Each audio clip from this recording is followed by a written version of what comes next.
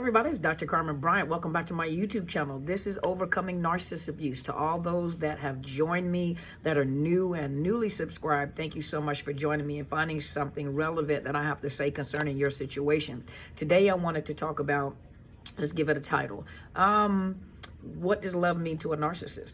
So a lot of you got into the relationship with a narcissist and you really were looking for a real relationship. You were really looking forward to spending the rest of your life, dating to see whether each of you are marriage material, whether you can see a future with this individual. And some of you are married, and in your mind and in your heart, you really, truly love this individual person. Well, a narcissist doesn't look at love the same way as you do. Love is even perverted. Everything in the narcissist life, everything that is pure and is simple and is, truth to us, or something that's beautiful to us, they take it and they pervert it to use it as a weapon. Sorry, you guys, use it as a weapon, to satisfy their own needs. And so love itself, the term love, or, you want to hear the word love, they use that as a weapon to pull you in. It's used to secure you, or if that's what you want to hear, it secures their source of supply. So if you want to be loved, and most women, I hate to say this, we can be some dummies sometimes, because a man tells you, girl, you look good, and you make a brother want to fall in love with. Now, I've heard this before. You make a brother want to fall in love with you. Really? You're going to fall in love with me, not grow in love. And then my thing is, I tell people all the time, the same thing my mentor says, is when you say you love me, what do you mean? Because the English language has the word love and is used for everything. It's abused. We use it for everything. Girl, hey girl, I love you, girl. Talk to you later. I love you. Baby, I love you. I love you, boo. You all that and a bag of chips. So we take that term love and we just use it so, what's the word I'm looking for? I'll think of the word later. That we just use this word just so freely with no responsibility behind the word.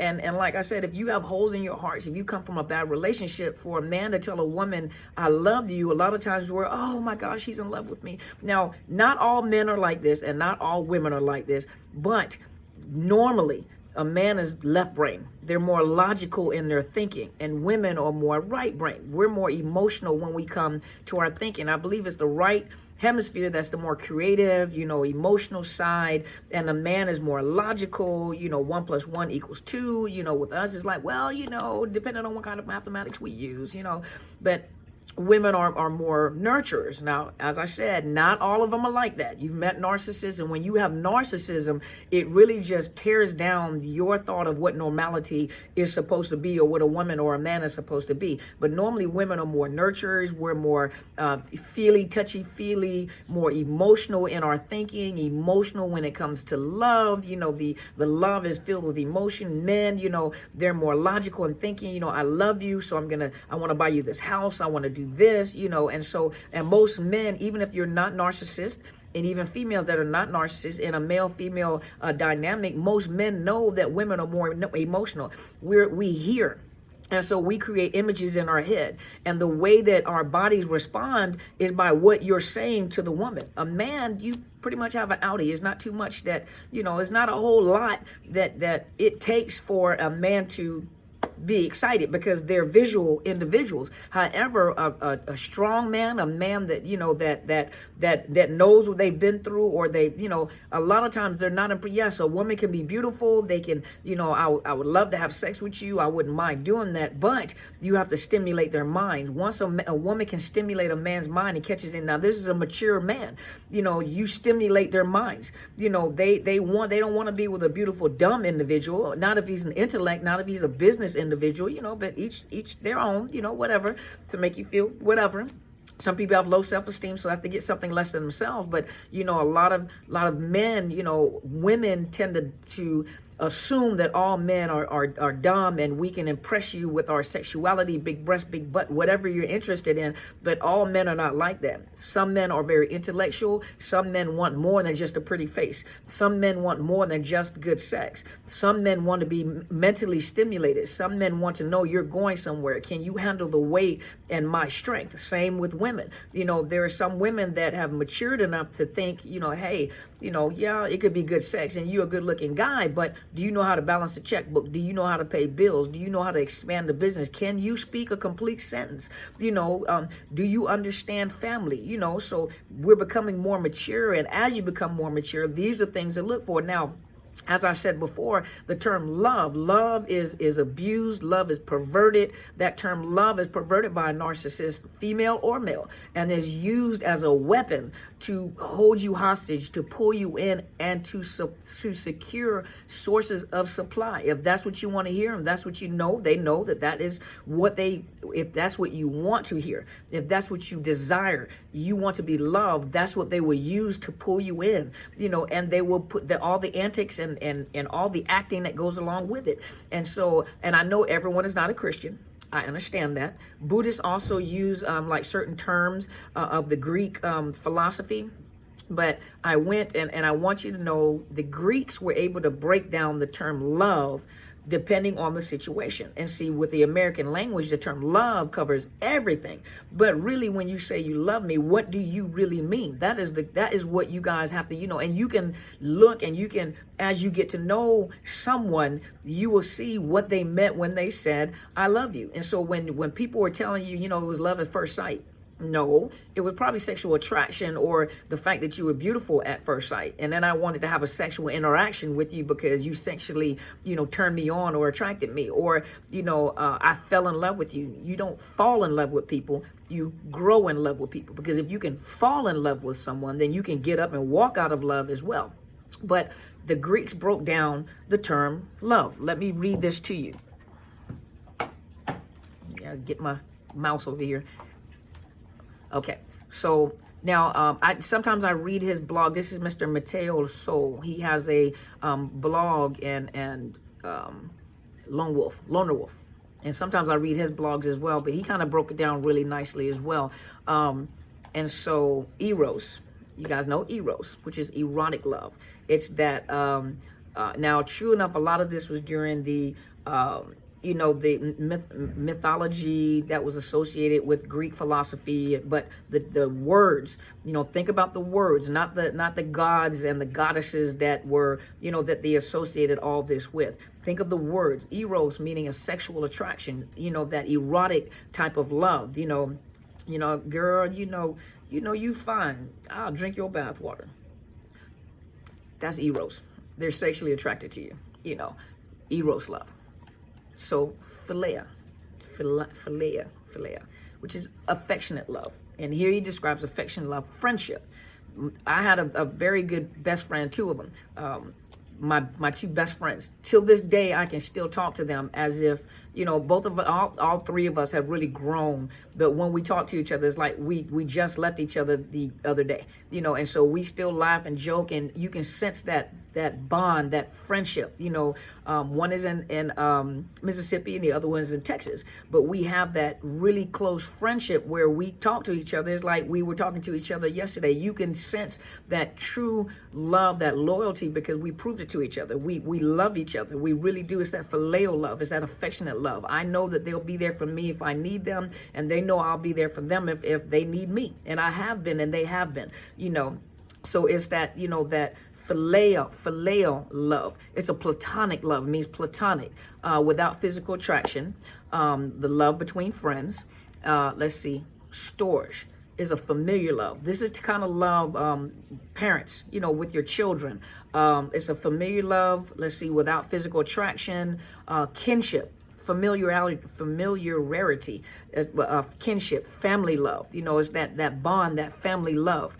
Ludus, or playful love, which is usually that feeling you get when you first meet someone. You got butterflies in your stomach, and oh my gosh, they're so cute, and the fluttering of the heart, the flirting, the teasing, the feeling, the euphoric feeling. This is where the narcissist gets you guys a lot of times. It's that ludus love, which is a feeling. It's actually not love the way that you think it is. And they get that euphoria, and they get those chemicals going, and you feel so good about yourself, and oh my gosh, they made me feel, and that erotic, that eros, because Some of them who are somatic, those are the ones that are into their looks, into sexual conquest. They have that erotic, that sexual, that erotic type of attraction to you, that sexual type of, but they also try to encourage you of the storged love. Now everything else is now talk. Is not, you don't, it's not a sense of feeling, it's a sense of knowing. Put it that way.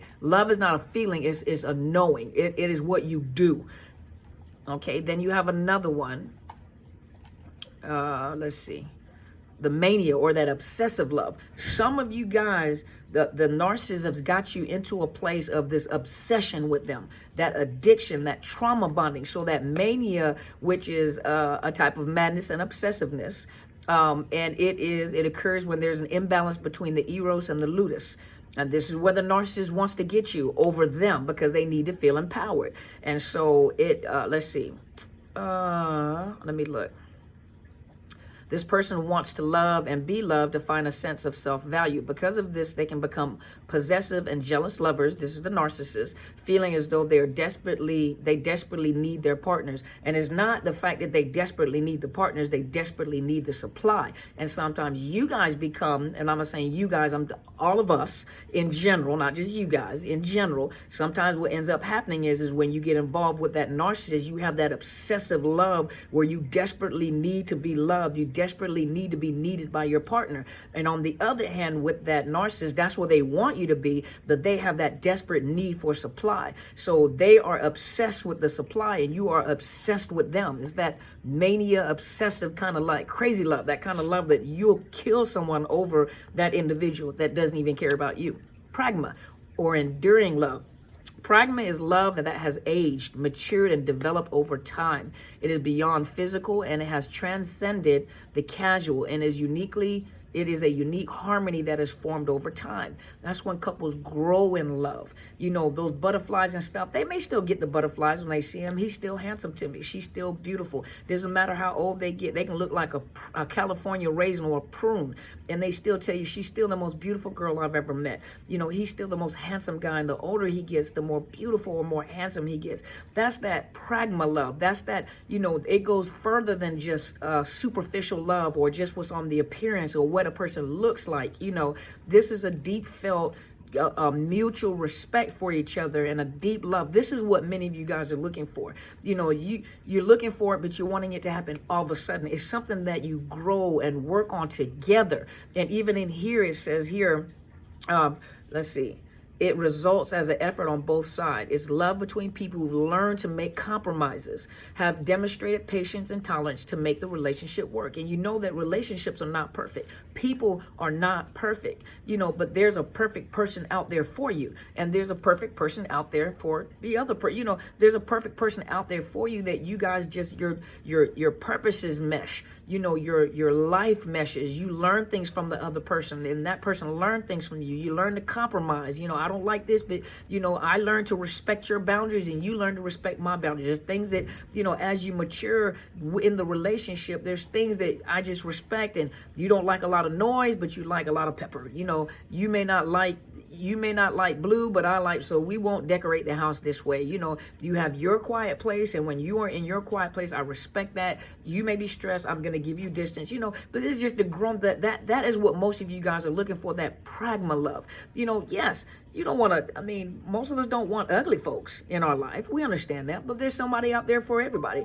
So what you may find to be sexy and turns you on erotically may not be what the other person, what the other person is attracted to, So of course, a lot of you, you guys are into looks, but if you are just superficial into looks, if you're just superficial, this is how a lot of times that narcissistic gets you, because a somatic narcissist, and a lot of times the cerebral ones too, a lot of times those girls and guys are off the chain. They're sexy, bad, smell good, look good, walk good, talk good, all your emotions are everywhere. But if your emotions are open like that and they're everywhere, you may want to pull back, because if a person can and just light your emotions up like that, you might want to pull back. That's too quick. That's too soon. That you're putting yourself out there, and for some of your wounds haven't closed yet. So there's another one. It's called, now I may mess this up because I did not go look to see how to pronounce it first, but it says Some of you guys are from Greece, so if I mispronounce it, write it up underneath, the comments. It says Philatia,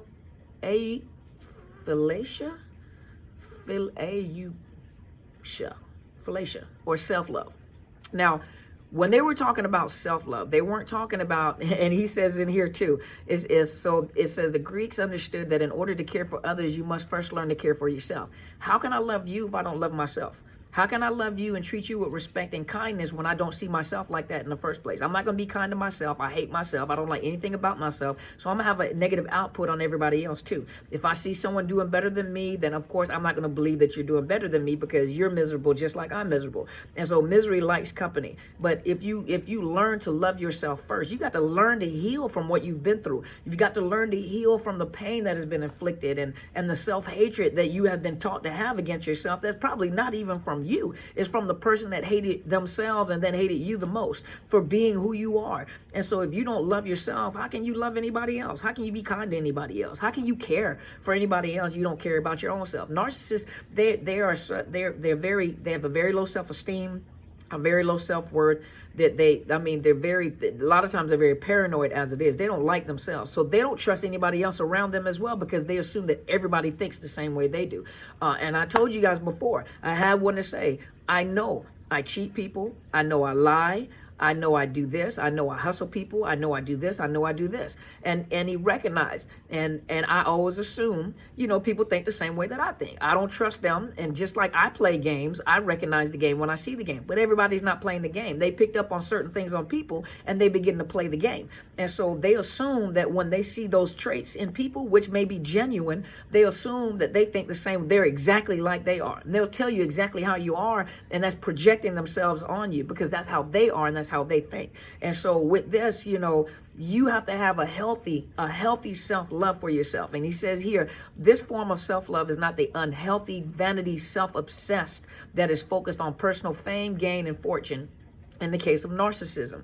And so this is a healthy form. And here it says Buddhist philosophy or self-compassion, which is the deep understanding that only once you have the strength to love yourself and feel comfortable in your own skin will you be able to provide love to others. I agree with that.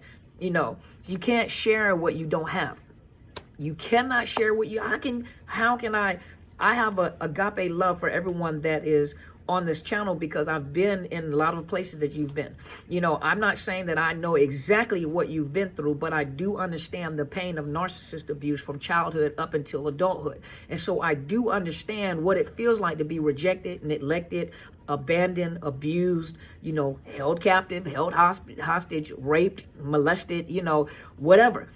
All that. So I have a compassion for people that are hurting like that. I have an agape love and a general love to help people because I knew that was not out there for me when I was going through what I was going through. And then someone showed me that love and picked me up and began to mentor me, which was my mentor began to mentor me as I was already an adult at that time. And so out of love of my heart to want to help people, I want to make videos to help people. And it's not an easy task because hurting people hurt people. And sometimes when people are damaged, they hurt people that are trying to help them. They cause a lot of harm. And so you have to put up healthy boundaries, just like I have to put up healthy boundaries. And putting up healthy boundaries oftentimes offends people that have no boundaries.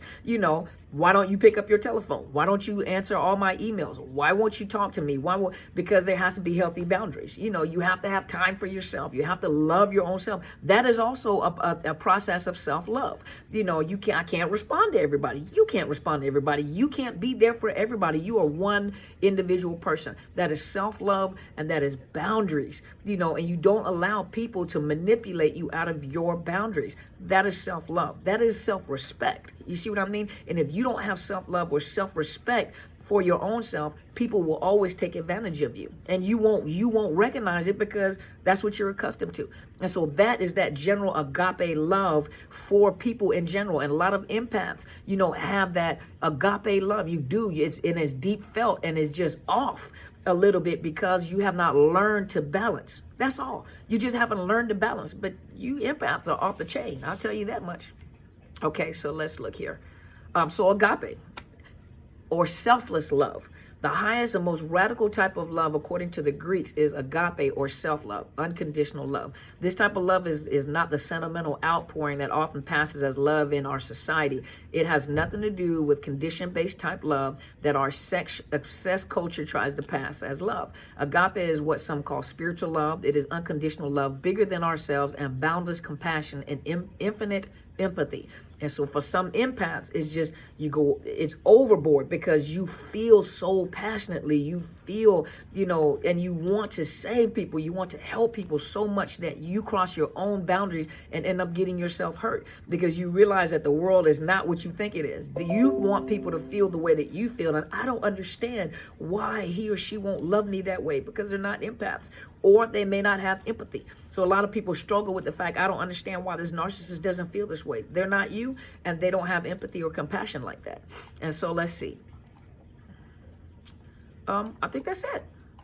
Yeah, that's it. So I just wanted to come on and talk about, the narcissists and how they perceive love, and then the different definitions of love. When you say you love me, what does that mean? What are you saying? Are you saying that you're, sexually attracted to me? The first time you saw me, you fell in love with me. It was love at first sight.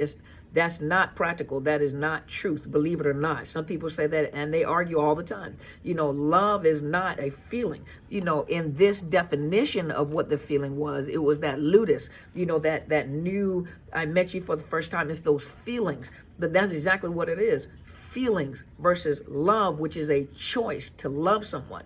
Even the pragma, when you are in a relationship with someone, it's the good and the bad. You go through good and bad times. Not all the time do you feel like you love that individual, but you know in your heart that this person, I wouldn't want to do life without you.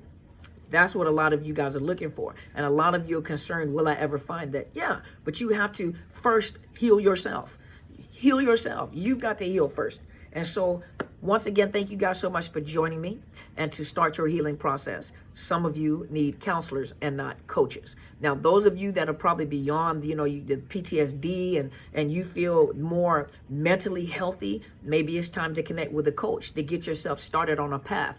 Some goals in life. What do I want to do? What do I want to start doing? How do I start this process? Coaching is going to coach you into a goal, into your goals, into developing things. But counseling is really for the emotional healing, the mental healing of the abuse that you have been through. And some of you right now cannot afford coaching. So those of you that cannot afford coaching that really need counseling, you are welcome to look underneath my video on the YouTube channel. And there's betterhelp.com/Dr. Carmen. And you can get affordable counselors. They're licensed counselors across the nation. And for those of you that do not want to come out your home at this particular time, you're still a little isolated, you can't find someone, you're in a rural area or you may not have transportation, they also, if you tell them you're having financial difficulties, they'll also give you a discounted rate. I think the first week is free. You can vet the counselors by looking for what you need. If those of you that are looking for, got ashy hands, y'all, but those of you that are looking for trauma professional, you put it in there, you're looking for a narcissist specialist. Not all of them understand that yet. You're looking for a trauma professional. So you're looking for someone that understands psychological abuse, post-traumatic stress disorder, parental alienation. That's what you're looking for. And then later on, you can ask them, do you understand what narcissist abuse is? Do you understand what trauma bonding is or Stockholm syndrome? That you have the opportunity to vet your counselors. You can vet the counselors and ask them questions. And it's at a nominal fee. And you can talk to them on the phone, I think online, I think Skype, I think telephone like FaceTime. But that is more easier access for those. You can do it at work, you can do it in your car, you can do it in the privacy of your home, but go check it out. Go check out betterhelp.com/Dr. Carmen. And it is a sponsored site for me. And so thank you guys so much for supporting me. Those of you that have not already, I have a book that's out called Unmasking, the Illusion of Perfection. Let me grab it. So it is Unmasking the Illusion of Perfection. It is in Barnes and Noble. It is in several bookstores, but Barnes and Noble and Amazon. You can get it Kindle. You can get the ebook. For those of you that are out of the country, some of you guys were having a hard time getting it shipped over there through both of those distributors. You can go to Westbow Press, and they will send it out of country to you. Some of you guys said you ordered through the publisher, and when you ordered through the publisher, they sent it overseas, I think to the Philippines. So to my brothers and sisters out there in the Philippines, they were able to get the books out there, and to the UK, I think it was. And so those of you that have not subscribed to my channel, it is Dr. Carmen Bryant, Overcoming Narcissist Abuse. Hit the bell so you know whenever I upload videos. I usually come on live on Sundays unless I have something going on or am I traveling, and I like to take you guys with me. I think there's an upcoming trip. Those of you that know the state of Washington is called Leavenworth. Leavenworth is a German town, a Bavarian town. And my tribe and I think we're going to be taking a trip up there. So I want to take you guys up there where all the snow is at. So we're going up there where all the snow is at, where the Chris Kindle Mart is at. For those of my German brothers and sisters on here, the Chris Kindle Mart is at. And I'm trying to come on live so you guys can see like the bratwurst. You know, what is the bratwurst? You got the semmel. You got the, well, I don't drink. You know, we don't drink. And so, but they do have like the beer tents. They have a lot of the stores where you can buy the little knickknacks and the Christmas, you know, oh my gosh, it is beautiful there. So I'm gonna take you guys with me when I go, okay? And I'm gonna come on live, but that'll be like in December time frame. And so those of you that know, I have a Facebook page. I have two of them. One is my professional Facebook page, Psychological Health Consultants and Services. And then there's also my book one, which is Overcoming Narcissist Abuse. Now, on the Overcoming Narcissist Abuse, sometimes I post different videos of my speaking engagements that are not, my psychological health is more the professional side. I do post videos on that. And then the other one, which is my book one, I post other speaking engagements sometimes when I'm out and about and within the ministry, and I do sometimes post the speaking engagements on there. So you guys welcome to join both of them. Hit the like button so that you guys are alerted whenever I come on and come on live. Sometimes when I'm traveling, I can't come on live on Facebook. I have to come on one or the other because I can't walk around with two phones in my hand. It's that kind of look narcissistic, don't it? You have two phones up and you're talking to people. So I try to do one, which is YouTube. So you guys make sure you subscribe. And once again, my mentor is out of the country. She travels a lot, but make sure you go to the YouTube channels, Helen Sadler, Destiny Helper. Make sure you share these videos. You never know who you're helping. Thank you guys so much for asking as well. I do have a Cash App and a PayPal if you want to donate. Some of you guys have asked. And so, excuse me, if you'd like to donate, make sure you go and donate. Thank you to all the kings and queens that joined me here. Thank you for finding something relevant that I have to say. You guys are an awesome tribe. I am so honored to be a part of this tribe with you guys. And I wish, you know, when I was going through what I was going through, you know, I was in a tribe like this and I had met people like you guys online, you know, because you guys are so supportive. You guys support each other and I love it. It is really beautiful and it touches my heart. And so I want you guys to know that I love you guys and I want you guys to go be great. And I really, really mean that. I want you to be the greatest you that you can be. And I'm going to make sure I check in with you guys during the holidays, during Thanksgiving, to make sure you guys are doing okay. And that you can see my tribe and you're a part of it. So it makes it feel like you're there in the living room with us when we're doing and joking and laughing with each other. You feel like you're a part of the family because you are. You are my family. And so you guys go and be great.